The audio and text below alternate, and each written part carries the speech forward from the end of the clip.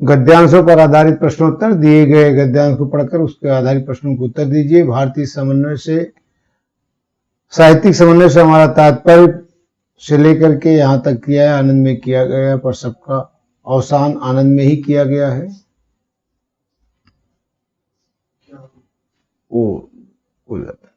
उपयुक्त गद्यांश के पाठ और लेखक का नाम लिखिए। रेखांकित अंश की व्याख्या कीजिए। साहित्यिक समन्वय से क्या तात्पर्य है?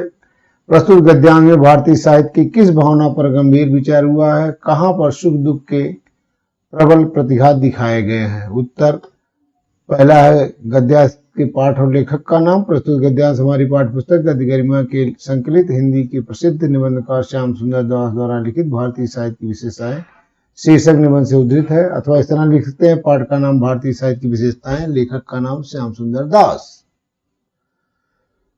दूसरा प्रश्न है रेखांकित अंश की व्याख्या।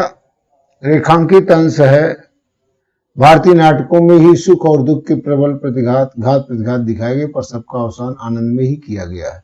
हमारे नाटकों में, कहानियों में, साहित्य की किसी भी विधा में सर्वत्र यही समन्वय पाया जाता है। हमारे नाटकों में सुख और दुख प्रबल घात प्रतिघात दिखाए जाते हैं, पर सबका अंत आनंद में ही किया जाता है, क्योंकि हमारा ध्येय जीवन का आदर्श रूप उपस्थित कर उसे उन्नत बनाना रहा है।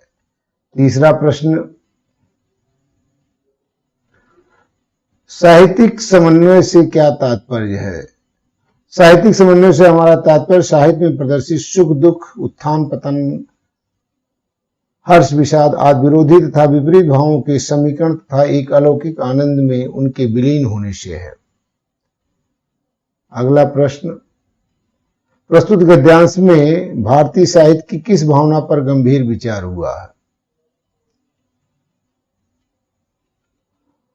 प्रस्तुत गद्यांश में भारतीय साहित्य में समन्वय की भावना पर गंभीरता से विचार हुआ है।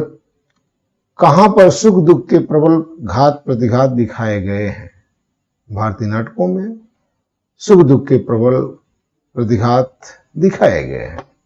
अगला प्रश्न, गद्यांश भारतीय दर्शनों के अनुसार परमात्मा और जीवात्मा में कुछ भी अंतर नहीं है से लेकर के मानव जीवन का परम उद्देश्य है। यहाँ ये लाइनें रेखांकित है। जीवात्मा मायाजन अज्ञान को दूर कर अपने स्वरूप पहचानता है। उपयुक्त गद्यांश के पाठ और लेखक का नाम। तो पाठ और लेखक का नाम, पाठ का नाम भारतीय साहित्य की विशेषताएं, लेखक का नाम डॉक्टर श्याम सुंदर दास। रेखांकित अंश की व्याख्या। रेखांकित जब माया से उत्पन्न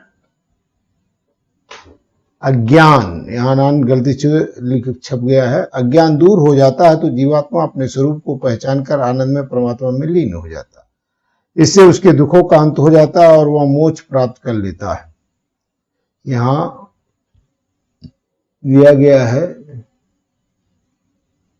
अनान, ये गलत है।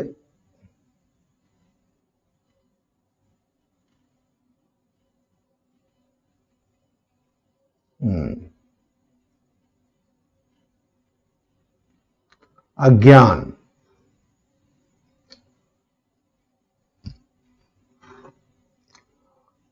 तो उसके दुखों का अंत हो जाता है, वो मोक्ष प्राप्त कर लेता है। जीवात्मा द्वारा अपने स्वरूप को पहचान कर आनंद में परमात्मा में लीन हो जाना ही मानव जीवन का मुख्य उद्देश्य है। अगला प्रश्न है,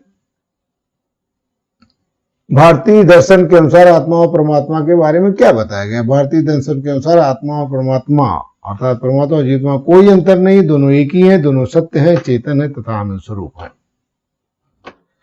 मानव जीवन का परम उद्देश्य क्या है? मानव जीवन का परम उद्देश्य है आनंद में विलीन हो जाना।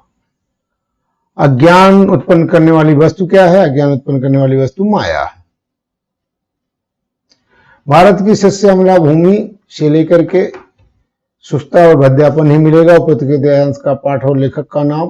पाठ और लेखक का नाम आप जान ही रहे हैं कि भारतीय साहित्य की विशेषताएं और लेखक का नाम श्याम सुंदर दास। रेखांकित अंश की व्याख्या कीजिए।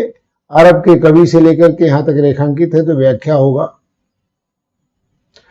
अरब एवं भारत के प्राकृतिक सौंदर्य दोनों देशों की कवियों की सौंदर्यानुभूति में पर्याप्त अंतर है। अरब देश के सौंदर्य के नाम पर केवल रेगिस्तान में प्रवाहित होते हुए कुछ साधारण से झरने अथवा ताड़ के कुछ लंबे लंबे वृक्ष एवं ऊंटों की चाली देखने को मिलती है। यही कारण है कि अरब के कवियों की कल्पना मात्र इतने से ही सौंदर्य तक सीमित रह जाती है।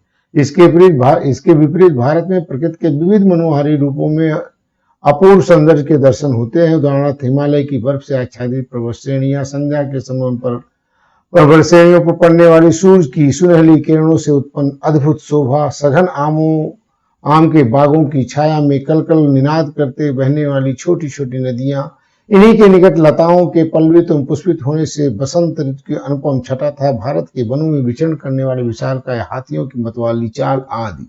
भारत में इस प्रकार के अनेक रमणीय प्राकृतिक दृश्य देखने को मिलते हैं, जिनके समक्ष अरब के सीमित प्राकृतिक सौंदर्य में केवल नीरसता, सुस्तता और भद्देपन की अनुभूति होती है।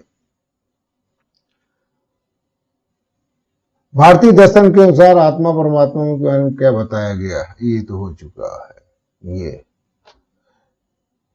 किस पर भारतीय कवियों का चिरकाल से अनुराग रहा है, तो भारत की शस्य श्यामला भूमि जो हरी भरी रहती है, जो निसर्ग सिद्ध सुषमा है, जो शोभा है, उस पर भारतीय कवियों का चिरकाल से अनुराग रहा है। अरब का भौगोलिक सौंदर्य, मरुस्थल में बहता हुआ कोई साधारण सा झरना अथवा ताड़ के लंबे लंबे पेड़, अमराइयों की छाया में कलकल ध्वन करती हुई बहती निझरनी भारत की भौगोलिक सुंदरता का बखान करती है। ये प्रश्न यहाँ पर है, अरब का भौगोलिक सौंदर्य क्या है? रेगिस्तान है, बहते हुए झरने, ताड़ के वृक्ष, ऊंट, अमराइयों की छाया में कलकल ध्वन से निर्झरणी कहाँ की भौगोलिक सुंदरता का बखान करती है? भारतवर्ष की। अगला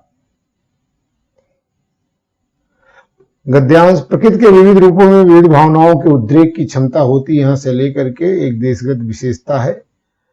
पाठ का नाम, लेखक का नाम, भारतीय साहित्य की विशेषताएं, श्याम सुंदर दास, रेखांकित अंश की व्याख्या। श्याम सुंदर दास जी का कहना है कि व्यक्ति के सम्मुख प्रकृति के अपने विभिन्न रूपों में उपस्थित होती है। जिस प्रकार प्रकृति के विभिन्न रूप हैं, उसी प्रकार व्यक्ति के मन मस्तिष्क में भी विभिन्न भावनाएं विद्यमान होती हैं।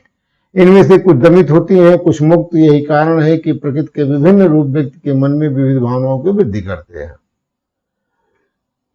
प्रेम प्रधान कवियों ने किसकी सहायता से अपनी रहस्यमयी उक्तियों को अत्यधिक सरस और हृदयग्राही बना दिया है? प्रेम प्रधान कवियों ने भारतीय मनोहर दृश्यों की सहायता से अपनी रहस्यमय युक्तियों को अत्यधिक सरस तथा हृदयग्राही बना दिया है। प्रकृति के किस स्वरूप से रहस्यवादी कवियों का प्रयोजन होता है? प्रकृति के मधुर स्वरूप से रहस्यवादी कवियों का प्रयोजन होता है। देश की किस विचारधारा के कारण हिंदी में बहुत थोड़े रहस्यवादी कवि हुए हैं? देश की उत्तरकालीन विचारधारा के कारण हिंदी में बहुत थोड़े रहस्यवादी कवि हुए हैं। प्यारे बच्चों, यहाँ आकर आपका पाठ समाप्त हो जाता है, प्रश्नोत्तर समाप्त हो जाते हैं। आप लोग इसको उतार करके जो है इसको व्हाट्सएप करें, इसको 2-3 बार पढ़ें। Thank you, all the best.